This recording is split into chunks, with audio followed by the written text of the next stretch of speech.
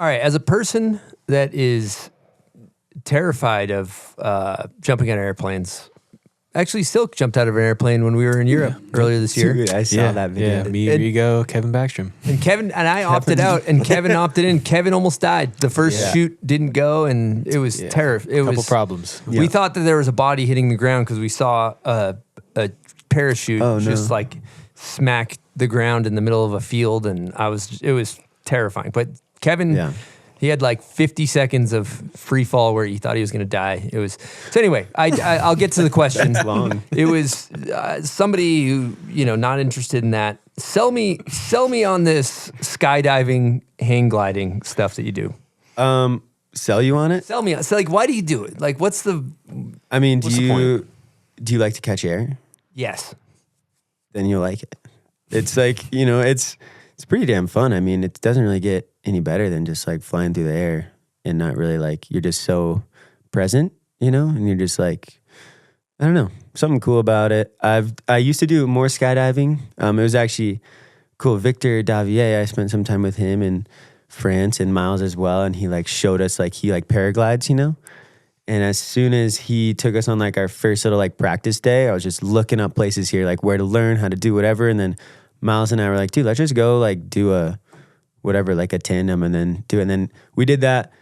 He left town and then I just stayed there for like the next week and got my license. Like, this is sick. And so yeah, it was cool. It just, it felt right. And then after the skydiving thing, like my buddies that I met there, they all do this speed flying thing, which is way cheaper. And once you skydive enough, it's not like the most fun part becomes like being under the canopy. You're like fun, like you only do so much in the air, right? You're like kind of just like limited. We'll do some flips, whatever, And then once you pull the chute, it like kind of, that's where the fun begins. So it's like that, but on steroids, you're going way faster and you're like flying them. You're like proximity flying the mountains. So, and you hike up, it just feels better. If you have your license in your own rig, it's still $30 to get taken up to 13,000 feet and jump. So it's like, you do 5 of those in a day. You're like, fuck, like still really fun. But then you go and speed fly and you hike up all these, like Utah's an insane place for flying. Like it's like world class, like people, even like Point of the Mountain, like every single day you'll see people there and it's like such a good spot to learn and figure it out. And even like the most like techie flyers come here to like fly that area. So it's really cool. But yeah, point is those guys that I met, they really showed me a good time and like definitely like taught me a lot and still learning a lot. Like I'm really not that good at it, but just like having fun with it. And it's one of those things you can make it as like terrifying or gnarly as you want. Like you could be dicey with it, or you could just go up for a cruiser and like, I had like a bad day. I want to go like, just like have a couple, like a rip, or whatever. Or you're like, dude, I'm feeling it. Like, let's go. And so yeah, either way, it's like as mellow or gnarly as you want. But dude, I think you'd really like it, Chris. I just think about equipment malfunction too much, I think, For like skydiving? Well, I guess for that, yeah. You're like, if this, like think about this thing with Kevin, the first chute shits the bed, they're spinning through the air. The second chute shits the bed, it's over. Yeah. My logic is like, if I don't go skydiving, also I have a wife and I have a child and that changes things. And my wife told me, she's like, if we have a kid and you die, I will fucking kill you. So that's always going through the back of my head where I'm like, I can't die skydiving. That's not going to be good. Britt's going to be so mad at me, Yeah. Well, it's funny because like somebody said this stat, like, which is like kind of crazy. I don't know how true it is, but you have a higher chance of getting in a car crash on the way there than anything happening really. That's so what it's our like, guide told us too. Yeah. So it's like, dude, well, the sketchiest thing any of us do is drive. So it's really not that bad if you look at it like that. Yeah, especially in Salt Lake. Yeah. Nils would have some data probably. Yeah, we should be phoning a friend for this. I have a question about the speed shit, whatever it's called. Speed flying? Is that correct? Mm-hmm. What exactly is that compared to skydiving? Like, is it wingsuiting? Because there's people who aren't going to be watching. So no, yeah, for sure. Let me get some adjectives. Speed flying is... So paragliding is like a big wing, right? And you start with your feet on the ground, you hike up to a takeoff point, and you basically are just flying. Paragliders fly to stay in the air as long as possible, and they're just like, catching like wind like lifts and stuff. Yeah, and like because the sunlight, the warmth bakes the rocks and it creates lift. Totally, yeah. So they're going after that. Where like speed flying is the complete opposite. It's like basically early morning or late evening. You want no wind, and the point is to fly the mountain. So like you hike up to these same launch points that these paragliders are going to. They have like the way they measure is like in like meters. So it's like the complete whatever. I don't know the amount of like. I don't what am I looking for? Like the surface area of like or whatever of the wing is like how they measure it. So like a paraglide is like 22 meters, and like these speed like the one that I'm on is like 13 meters. But people fly ones that are like 6 is like this 5.9 is like the smallest they make. But like an average one would be like 11 or 13 meters, and those are like they're like performance wings. You know, you're like meant to go fast. You're meant to like. And you see people like do those loops, you know, and it's not like it's crazy because like you'd think that like those loops are like flexy and they're just like because they come at it like.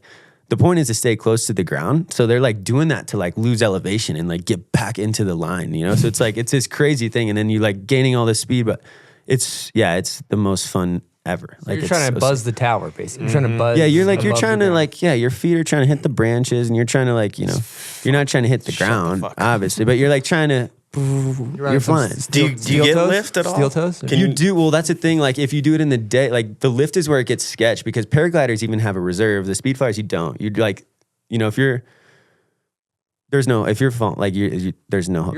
that high off the ground. You can't exactly. Yeah, there's no. Yeah, so like if you do go in the middle of the day and it's like hot, you know, that's like not good. Then it's going to be really bumpy and really sketchy, and your wing. You're not selling me on this. I'll just let you know. Well, the early morning is butter though. Early morning and evening. You're just going too late in the day, Chris. Earlier. But dude, it's fun, and it's also pretty crazy because it's quite a new thing.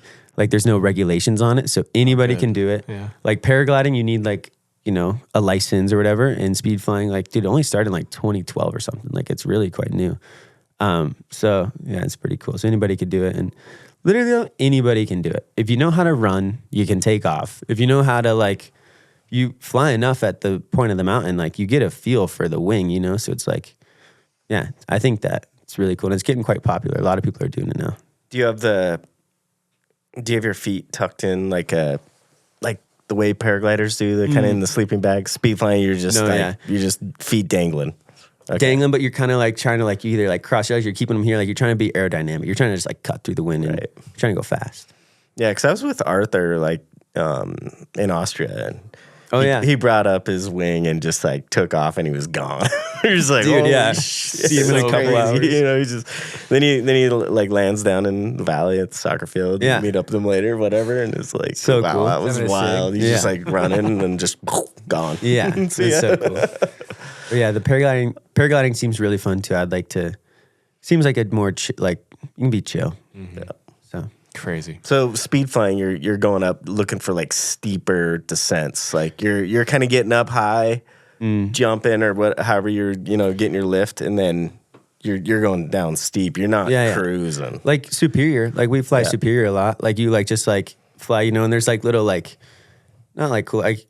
Some people probably do like go into suicide and like get into that whole like get really deep in them. But like, you know, Looker's right. It's like more mellow, but there's like little rocks you can fly through, whatever, you know, you're trying to like, trying to proximity fly. But it's so anything you like see, all those mountains, like you can fly them, especially in Little Cottonwood, like land on the road. There's like I don't know, there's like some loophole there, I guess. So you can kind of do You ever go off Olympus? Land on the road, get run over by a semi. I haven't done Olympus. My buddy did, and it's gnarly. You have like 6 feet to take off, and if it's fucked up a little bit, you're already committed to the, you know. So it's like that's nice. I kind of want like a nice smooth, you know. That's what I'm saying. I'm not like pushing it at all. I'm just like kind of doing what feels good. Sometimes in there, you're like, yeah, let's tuck it, let's go. But it's kind of like in the heat of the moment. But dude, I love that. Yeah, it's so fun, and it's like important for me to switch gears completely. Like I need that to stay hyped. And like I love all of our snowboard homies and like the you know, the whole industry here, whatever, but like I also need my time to go hang out with other people, meet new people, like do other things, because it just like, you know, keeps me excited. So yeah, that's amazing. I think about that too, where that's the beauty of snowboarding in some ways, is that it is seasonal and we do get a break and get to do other things Baby Huey over here is out there dangling twig. He's a hockey addict. You know? I'm just obsessed. And then, you know, we got other things, skating and moto or whatever. And then you come back to it and snowboarding is there for you, where you think about a pro skater, pro surfer, other, I don't know, that's what comes to mind. It's just like all skateboarding all the time. Dude, totally, yeah. It seems like a lot, especially when I can't even do a kickflip. Well, you don't push Mongo anymore, so. True, yeah, I'm getting there. That's major. I'm getting there.